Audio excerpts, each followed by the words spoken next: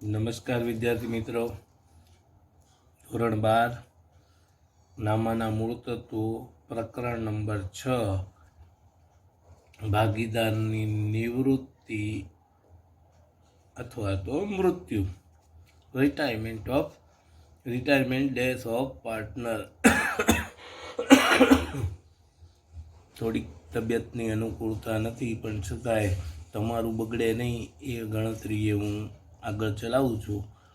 તો પ્રસ્તાવના જોઈએ. આ 9 માર્કનું પ્રકરણ છે. એક 8 માર્કનો દાખલો ફરજિયાત અને એક VSQ પૂછાશે આમાં. તો હવે ભાગીદારનું નિવૃત્ત થવું એટલે પેઢીના ભાગીદાર તરીકે છૂટું થવું, એટલે કે ભાગીદાર તરીકે એમાંથી છૂટો થઈ જાય. 1932ના ભારતીય ભાગીદારી ધારા અનુસાર પેઢીમાંથી કોઈ ભાગીદાર કોઈ પણ કારણસર પેઢીમાં છૂટો થાય કે મૃત્યુ પામે તો ભાગીદારીનો અંત આવે છે.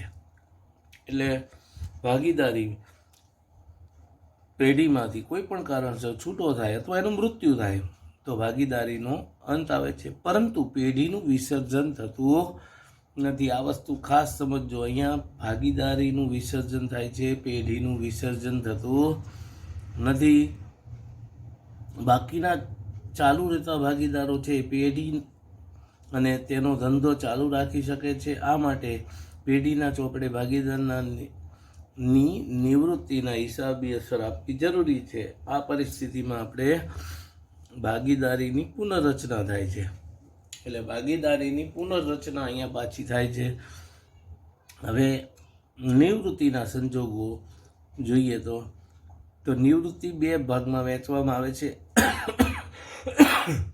એક ભારતીય ભાગીદારી ધારા અનુસાર અને બીજું છે કે ભાગીદારના અંગત કારણોસર સ્વૈચ્છિક નિવૃત્તિ કરે.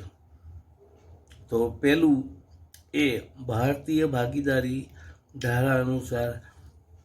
તો ભારતીય ભાગીદારી ધારા અનુસાર નીચેના સંજોગોને આધીન કોઈ પણ ભાગીદાર પેઢીમાંથી છૂટો થઈ શકે છે. તો એમાં જોઈએ આપણે પહેલું તો સર્વસંમતિથી કોઈ પણ ભાગીદાર બધા ભાગીદારોની સર્વસંમતિથી પેઢીમાંથી નિવૃત્ત થઈ શકે છે. બધા ભાગીદારો કહે કે ભાઈ આ વાંધો નહીં, હાલો આને છૂટો કરો, કોઈ કારણસર ગમે હોય. પછી બીજું છે નોટિસ દ્વારા.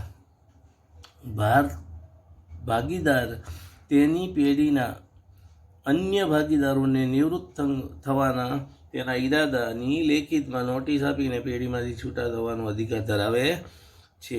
એટલે કોઈ પણ ભાગીદારે પેઢીમાંથી નિવૃત્ત થવું હોય તો અન્ય ભાગીદારોને લેખિતમાં નોટિસ આપીને એ છૂટું થવું છે મારે એવી જાણ કરી શકે છે, એવો એને અધિકાર છે. એટલે નોટિસ આપવી પડે. એમાં નક્કી કરેલું હોય કે ભાઈ 2-3 મહિના પહેલાં કહેવું, 4 મહિના પહેલાં કહેવું, એ જુદા જુદા કાયદા મુજબ એમણે નક્કી કર્યું હોય ભાગીદારી કરારનામામાં. તો ત્રીજો મુદ્દો છે કે કરાર દ્વારા. ભાગીદારી કરારની શરતો અનુસાર પણ ભાગીદાર નિવૃત્ત થઈ શકે. ભાગીદારોએ કરાર કર્યો હોય ત્યારે એ શરત મુજબ એ નિવૃત્ત થઈ શકે છે. પછી ભાગીદારની નાદારી. કોઈ પણ ભાગીદાર નાદાર જાહેર થાય ત્યારે તેને નાદારીની તારીખથી તેની ભાગીદારીનો અંત આવે છે. નાદારી એટલે શું? અગાઉ આપણે ચર્ચા કરી હતી. તો કોઈ પણ ભાગીદાર પોતાનું દેવું ચૂકવવા માટે શક્તિમાન ન હોય, એટલે કે દેવું ચૂકવી શકે એવી પોઝિશન ન હોય, ત્યારે એ ભાગીદાર નાદાર છે એવું કહેવાય નાદારીની પરિસ્થિતિમાં. પછી ભાગીદારના 5મું કારણ છે, સંજોગ છે કે ભાગીદારનું મૃત્યુ થાય. હવે ભાગીદારના મૃત્યુના કારણે આપોઆપ તેની ભાગીદારીનો અંત આવે છે.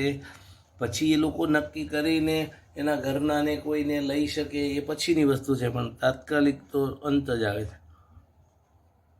6થું સંજોગ છે અન્ય ભાગીદારો દ્વારા છૂટો કરવામાં.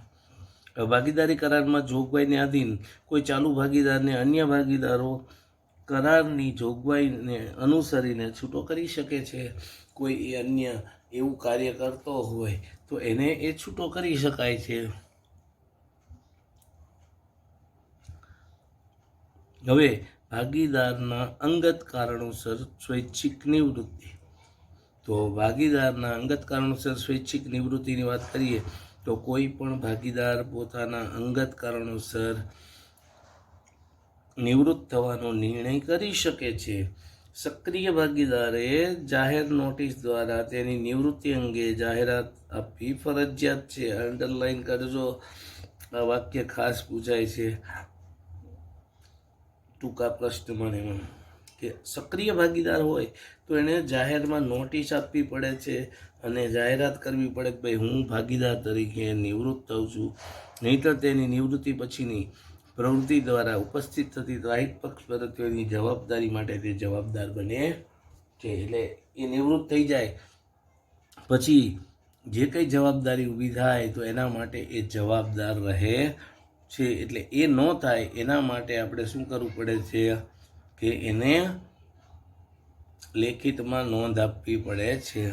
પછીનો મુદ્દો જોઈએ તો મહત્વની હિસાબી બાબતો અને અસરો. તો હવે જુઓ તો ભાગીદારીમાં મહત્વની હિસાબી બાબતોની વાત કરીએ તો જ્યારે પેઢીના ભાગીદાર પૈકી કોઈ એક ભાગીદાર નિવૃત્ત થાય કે મૃત્યુ પામે અને બાકીના ભાગીદારો પેઢીનો ધંધો ચાલુ રાખે તો નિવૃત્તિની તારીખે પેઢીના ચોપડે હિસાબોમાં નીચે મુજબની બાબતો ધ્યાનમાં લેવાની. એટલે કે ચાલુ ભાગીદાર છે એ બાકીના ભાગીદારો છે એ ધંધો ચાલુ રાખે, જે નિવૃત્ત થાય છે એને, તો આ બધી બાબતો છે એ ધ્યાનમાં રાખવાની છે. તો એમાં પહેલું છે નફા નુકસાનના નવા પ્રમાણમાં અને ચાલુ રહેતા ભાગીદારોને મળતા લાભના પ્રમાણની ગણવી. જો અહીંયા ધ્યાન રાખો ખાસ, હવે નવું પ્રમાણ અને લાભનું પ્રમાણ ગણવાનું છે. આગળ આપણે પ્રવેશમાં ત્યાગનું પ્રમાણ ગણતા હતા, હવે લાભનું પ્રમાણ ગણવાનું છે. બીજું, પાઘડીની રકમ નક્કી કરવી અને તેની જરૂરી હિસાબી અસર આપવી. અહીંયા ઓલામાં હતું એમ જ છે કે પાઘડીની કિંમત નક્કી કરવાની અને જરૂરી હિસાબી અસર આપવાની છે.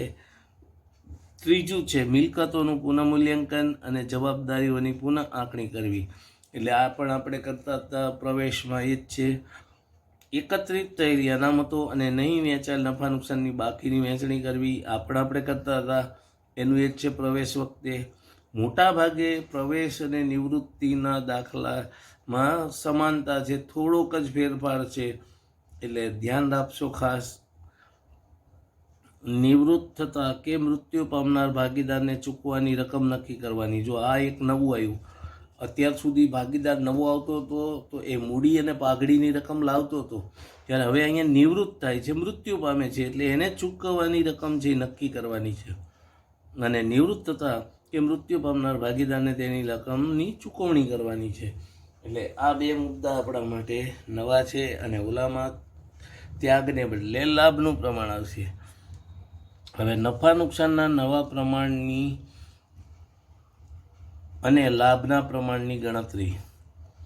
તો જ્યારે ભાગીદાર નિવૃત્ત થાય છે કે મૃત્યુ પામે અને બાકીના ભાગીદારો પેઢીનો ધંધો ચાલુ રાખે તો ચાલુ રહેતા ભાગીદારોનું નફા નુકસાનનું નવું પ્રમાણ નક્કી કરવામાં આવે છે. તે જ રીતે નિવૃત્ત થતા ભાગીદારોનો નફામાં ભાગ ચાલુ રહેતા ભાગીદારો વચ્ચે વહેંચાય છે, તેથી તેમનું લાભનું પ્રમાણ અસ્તિત્વમાં આવે છે. હવે નફા નુકસાનનું નવા પ્રમાણ અને લાભના પ્રમાણની ગણતરી કેવી રીતે કરવાની છે એ આપણે સમજીએ. તો ખાસ હવે ધ્યાન આપશો કે એક ભાગીદાર નિવૃત્ત થવાને કારણે તેના નફાનો ભાગ, શું કીધું, એક ભાગીદારના નિવૃત્ત થવાને કારણે તેના નફાનો ભાગ બાકીના ચાલુ રહેતા ભાગીદારો વચ્ચે વહેંચાય છે, એટલે કે તેમને લાભ થાય છે. એને શું થાય છે? લાભ થાય છે. તેથી બાકીના ભાગીદારો વચ્ચે નફા નુકસાનનું નવું પ્રમાણ નક્કી કરવું જરૂરી બને છે. ચાલુ રહેતા ભાગીદારોના જૂના ભાગમાં અને તેને મળતો લાભ ઉમેરતા તેનો નવો ભાગ મળે છે. એટલે જે લાભ મળે છે જૂનો ભાગ હતો એમાં એ ઉમેરો લાભ, એટલે નવો ભાગ મળશે. એટલે સૂત્ર થશે નવો ભાગ બરાબર જૂનો ભાગ વત્તા લાભ, અથવા લાભ બરાબર નવો ભાગ માઇનસ જૂનો ભાગ. હવે નફા નુકસાનના નવા પ્રમાણની ગણતરી નીચે દર્શાવ્યા પ્રમાણે સંજોગોમાં આપણે કરવાની છે. તો જ્યારે લાભનું પ્રમાણ કે લાભનો ભાગ આપેલો ન હોય એટલે કે જૂનું પ્રમાણ ચાલુ રાખવામાં આવે. શું કીધું? જ્યારે લાભનું પ્રમાણ કે લાભનો ભાગ આપ્યો ન હોય એટલે કે જૂનું પ્રમાણ છે એ ચાલુ રાખે. બીજું, જ્યારે ચાલુ રહેતા ભાગીદારોને થતાં લાભનો ભાગ આપેલ હોય એટલે કે જે લાભ થાય છે એ ભાગ આપ્યો છે. જ્યારે ત્રીજું, ચાલુ રહેતા ભાગીદારને થતા લાભના પ્રમાણ આપેલા હોય કે ભાઈ આ પ્રમાણમાં વેચે છે. ચોથું, કે જ્યારે નફા નુકસાનનું જૂનું અને નવું પ્રમાણ આપવામાં આવ્યું હોય ત્યારે, એટલે કે જૂનું ને નવું પ્રમાણ આપ્યું હોય ત્યારે શું કરવાનું છે એ ગણતરી આપણે કરવાની છે. તો પહેલું, જૂનું પ્રમાણ અને નવા પ્રમાણ તરીકે ચાલુ રાખવામાં આવે છે. જૂના પ્રમાણ નવા પ્રમાણ તરીકે ચાલુ રાખવામાં આવે જ્યારે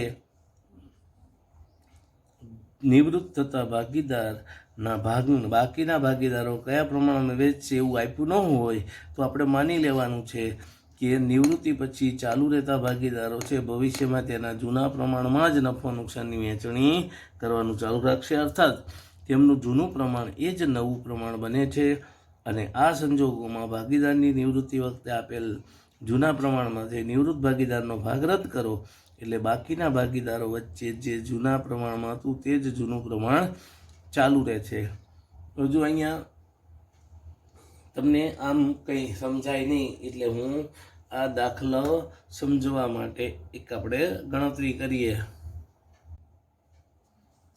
MNP એક પેઢીના ભાગીદારો છે.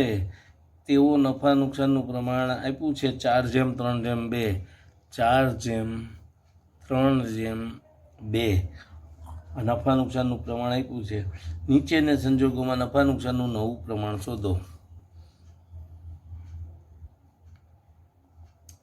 નવું પ્રમાણ આપણે શોધવાનું છે. તો પહેલો સંજોગ આપ્યો છે. પહેલાં તમને એવું કીધું છે કે M નિવૃત્ત થાય છે. M અનિવૃત્ત થાય. હવે જો M નિવૃત્ત થાય એટલે એમનો ભાગ કાઢી નાખો.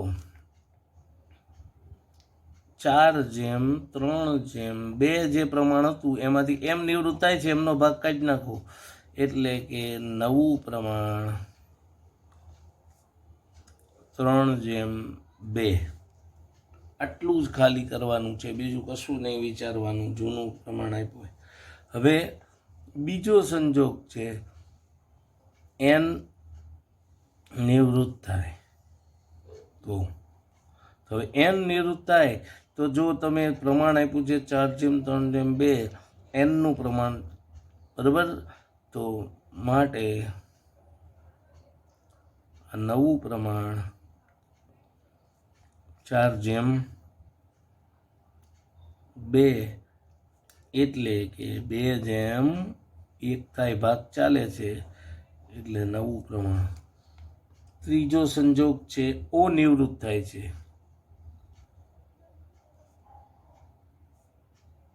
હવે O નિવૃત્ત થાય છે, આપણું પ્રમાણ છે 4:3:2 માટે નવું પ્રમાણ O નો ભાગ કાઢી નાખો 4:3. આટલું જ કરવાનું છે, બીજું કશું આમાં હોતું નથી. તો આ થઈ વાત, બરાબર. જૂનું પ્રમાણને ચાલુ રાખે તો નવું પ્રમાણ આ રીતે શોધવાનું છે.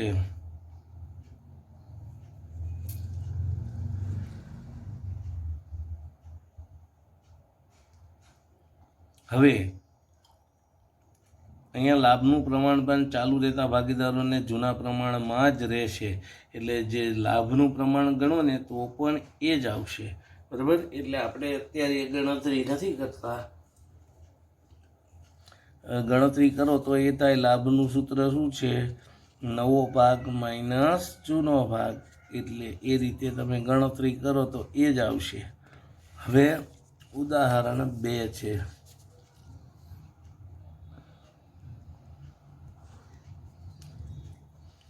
હવે એમાં એવું કીધું છે MNO એમનું પ્રમાણ આપ્યું છે 4/9, 1/3 અને 2/9. નફા નુકસાનનું નવું પ્રમાણ નક્કી કરવાનું છે. તો નવું પ્રમાણ નક્કી કરો.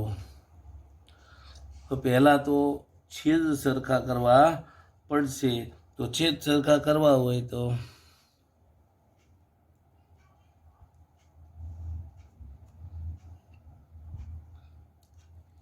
હવે છેદ સરખા કરીએ તો 4/9, પછી અહીંયા આપ્યું છે 1/3 છે, એના બદલે 3/9 થશે અને 2/9 માટે આ જૂનું પ્રમાણ શું થયું?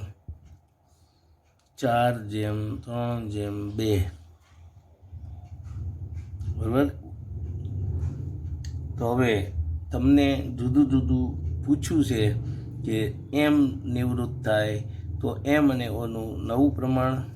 જો પહેલો સવાલ છે એમ નિવૃત્ત થાય તો એન અને ઓનું જૂનું પ્રમાણ. હવે જો એમ નિવૃત્ત થાય છે એટલે કાઢી નાખવા, એટલે 3/2 આવશે. 3/2. હવે બીજો સવાલ છે કે એન નિવૃત્ત થાય. એન નિવૃત્ત થાય તો હવે એન જાય છે એટલે વાહે વધે 4/2 જૂનું પ્રમાણ. કોનું? એમ અને ઓનું. તો 4/2 એટલે કે 2/1 થશે. ત્રીજો સવાલ છે ઓ નિવૃત્ત થાય તો. હવે ઓ નિવૃત્ત થાય તો અહીંયા એમ અને એનનું જૂનું પ્રમાણ. હવે એમ અને એનનું જૂનું પ્રમાણ 4/3. આ રીતે ગણતરી કરવાની થાય. અને જો લાભ શોધવાનો હોય તો લાભ પણ આપણે અગાઉ જોયું એમ લાભ એ જ આવશે. જૂનું પ્રમાણ છે એ મુજબ જ લાભ આવશે. હવે બીજો મુદ્દો છે જ્યારે ચાલુ રહેતા ભાગીદારોને થતા લાભનો ભાગ આપ્યો હોય ત્યારે તો નવો ભાગ બરાબર જૂનો ભાગ વત્તા લાભ એ રીતે શોધવાનું છે. જેમાં આપણે ઉદાહરણ 3ની ગણતરી કરીએ છીએ. એક્સ, વાય અને ઝેડ 3/2/1 પ્રમાણમાં નફો નુકસાન વેચતા ભાગીદારો છે. એટલે કે જૂનો ભાગ 3/2/1 છે. બરાબર. હવે વાય નિવૃત્ત થાય છે. વાય નિવૃત્ત થાય છે. વાયના નફાનો ભાગ પૈકી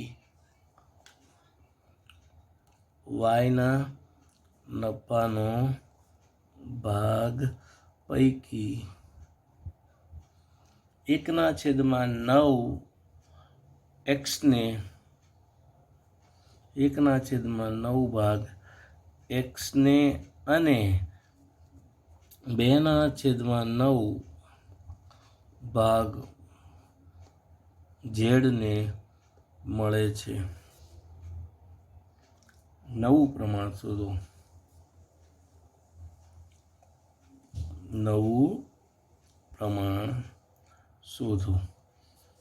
તો જો હવે નવું પ્રમાણ શોધવાનું છે. નવું પ્રમાણ માટે આપણે પહેલી વસ્તુ એ ધ્યાન રાખવાની છે કે જૂનો ભાગ છે એમાં લાભ ઉમેરવાનો છે. તો લાભ આપ્યો જ છે આપણને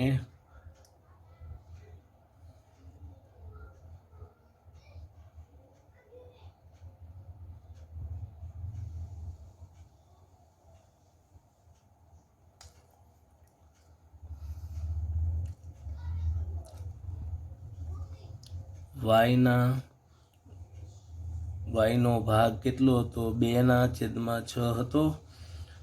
જે પૈકી બરાબર જે પૈકી 1/9 ભાગ એક્સને અને 2/9 ભાગ ઝેડને મળે છે. એટલે લાભનું પ્રમાણ શું થયું? માટે લાભનું પ્રમાણ બરાબર 1/2 થાય. હવે આ લાભનું પ્રમાણ આવ્યું. હવે આપણે નવો ભાગ શોધવાનો છે. તો નવો ભાગ બરાબર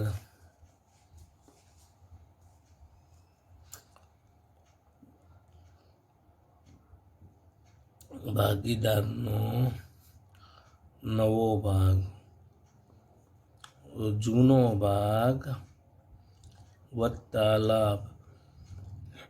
તો પહેલા એક્સની વાત કરીએ. એક્સનો નવો ભાગ, તો જૂનો ભાગ હતો 3/6 અને એને લાભ થાય છે 1/9. તો અહીંયા તમે જુઓ તો 18 લસા થશે બરાબર. અથવા તમે ચોકડી ગુણાકાર જે કરવું એ અહીંયા 18 લસા થાય. 6 તેરી 18, 3 તેરી 9 અને વત્તા 9 દુ 18 એટલે 2 2 એટલે 11/18 આ નવો ભાગ આવ્યો એક્સનો. હવે ઝેડનો નવો ભાગ, તો એનું પ્રમાણ હતું 1/6 અને એને લાભ મળે છે 2/9. અહીંયા પણ 18 લસા આવશે. 3 વત્તા 4 એટલે 7/18 માટે નવો ભાગ અથવા તો નવું પ્રમાણ બરાબર. તો 2 ભાગીદાર રહ્યા. એ 2 ભાગીદાર એક્સ અને ઝેડ નું નવું પ્રમાણ 11/7.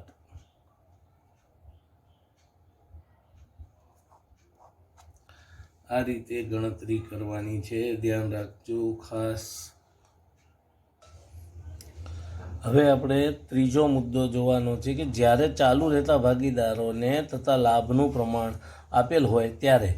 તો હવે ચાલુ રહેતો ભાગીદાર છે એ 2 ભાગીદારો, એનું લાભનું પ્રમાણ આપ્યું છે. તો આ દાખલો ગણીએ ત્યારે 2 ભાગીદારનો લાભ ગણવો પડશે પહેલાં, પછી નવું પ્રમાણ ગણવાનું છે. તો લાભ ગણતી વખતે ધ્યાન રાખવાનું કે ચાલુ રહેતા ભાગીદારને મળતો લાભ તો નિવૃત્ત ભાગીદારનો ભાગ ગુણ્યા જે તે ભાગીદારને આપેલ લાભનો પ્રમાણનો ભાગ. આ ગણતરી કરવાની છે. જો અહીંયા હવે આપણે ઉદાહરણ નંબર 4 જોઈએ છે. તો ઉદાહરણ 4માં આપ્યું છે કે ઓબીસી 4/5/1 પ્રમાણમાં નફો નુકસાન વહેંચતા ભાગીદારો છે. ઓ નિવૃત્ત થાય છે. હવે ઓનો ભાગ તમને ખબર પડી જાય 4/10 છે. હવે બી અને સી ઓનો ભાગ છે ને 1/4 પ્રમાણમાં મેળવે છે અને બી અને સીનું નવું પ્રમાણ શોધવાનું છે. તો આપણને જૂનું પ્રમાણ આપેલું જ છે ઓબીસીનું. અને હવે તમારે પહેલાં નિવૃત્ત થતા ભાગનો લાભ શોધવાનો છે. તો લાભ બરાબર નિવૃત્ત થતા ભાગીદારનો ભાગ, નિવૃત્ત થતા ભાગીદારનો ભાગ ગુણ્યા લાભનું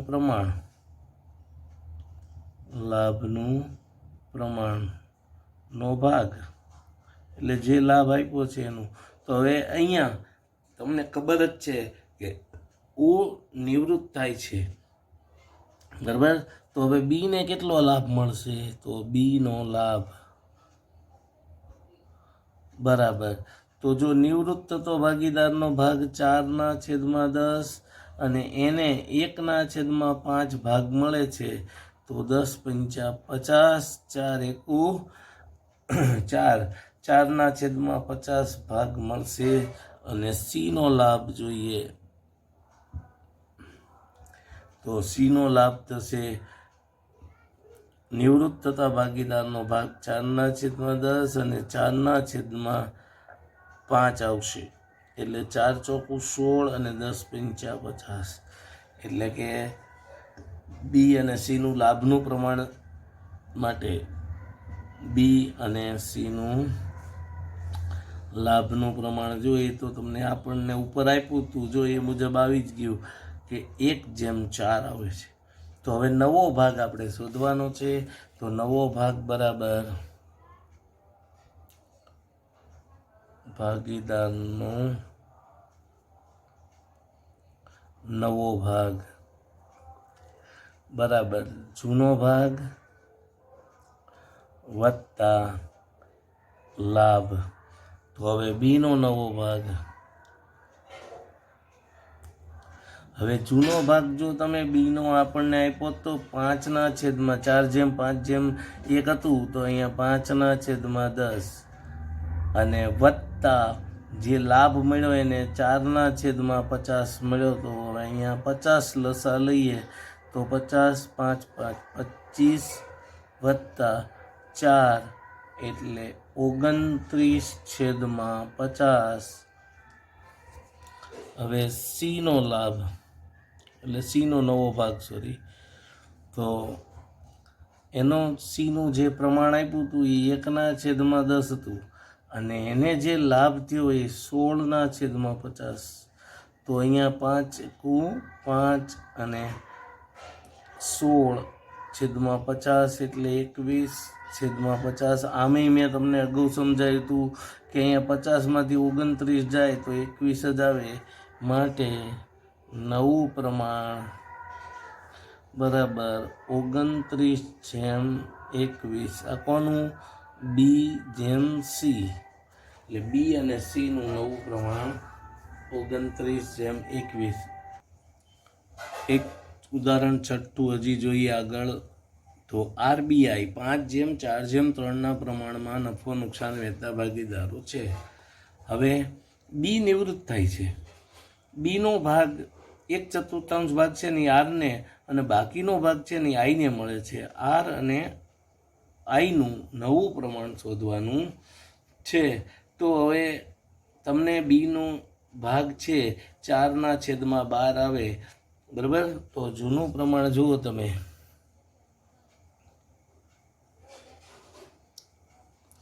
જૂનું પ્રમાણ જૂનો ભાગ 5/12 4/12 અને 3/12 થશે. હવે એમાં આર નિવૃત્ત બી નિવૃત્ત થાય છે, એટલે બીનો ભાગ બી નિવૃત્ત થાય છે, માટે તેનો ભાગ કેટલું થશે? 4/12. હવે એ 4/12 છે, બરાબર, એનો 1/4 ભાગ આરને મળે છે. હવે બીના 4/12 ભાગનો 1/4 ભાગ આરને મળે છે. તો આરનો લાભ આપણે જોઈએ, માટે આરનો લાભ બરાબર, તો બીનો જે ભાગ હતો 4/12 એને ગુણ્યા 1/4 જે લાભ એને મળે છે. તો 4 × 4 ને 12 × 48, એટલે 1/12 આવશે.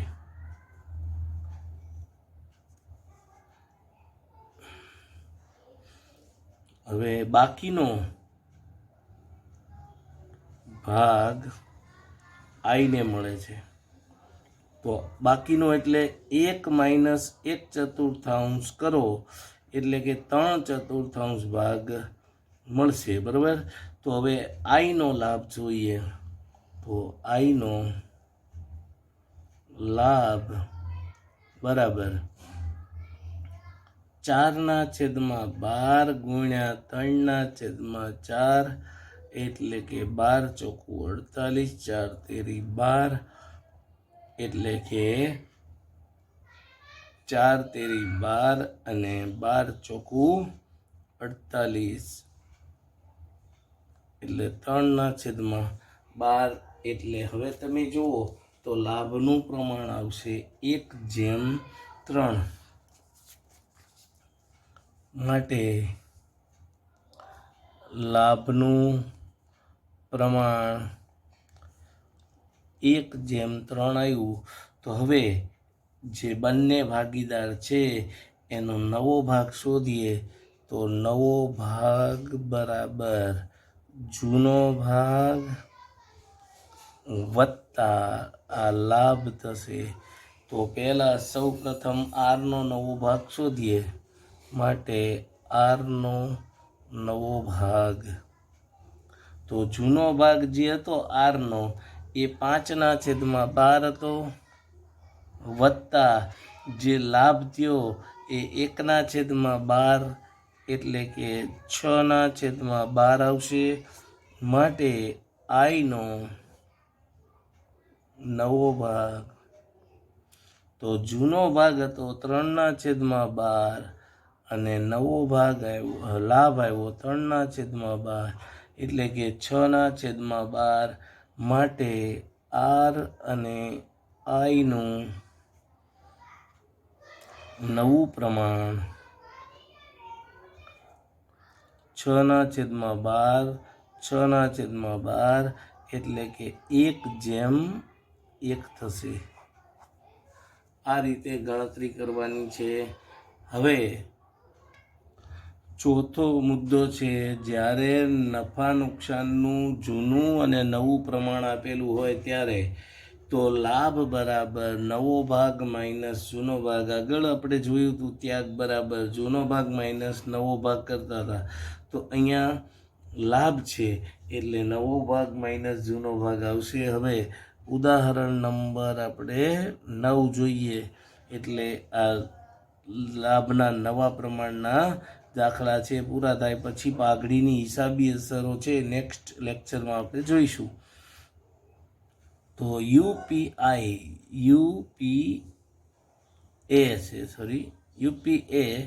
4/3/2 પ્રમાણમાં નફો નુકસાન વહેંચતા ભાગીદારો છે. 4/3/2 પ્રમાણમાં યુ નિવૃત્ત થાય છે.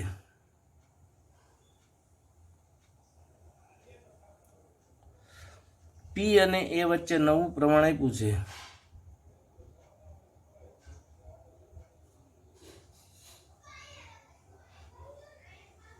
બે જેમ એક. તો પી અને એનું લાભનું પ્રમાણ નક્કી કરો.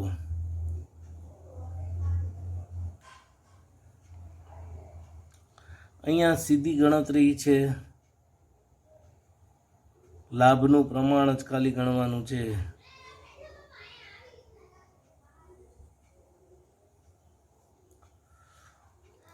તો હવે જો અહીંયા તમને ખ્યાલ આવી જશે કે લાભ બરાબર નવો ભાગ માઇનસ જૂનો ભાગ, નવો ભાગ માઇનસ જૂનો ભાગ. તો માટે પીનો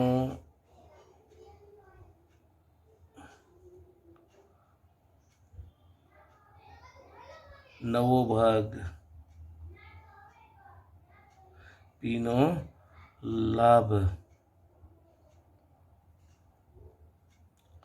તો જૂનો નવો ભાગ છે 2/3 અને જૂનો ભાગ હતો 3/9 એટલે અહીંયા 9 લસા થશે.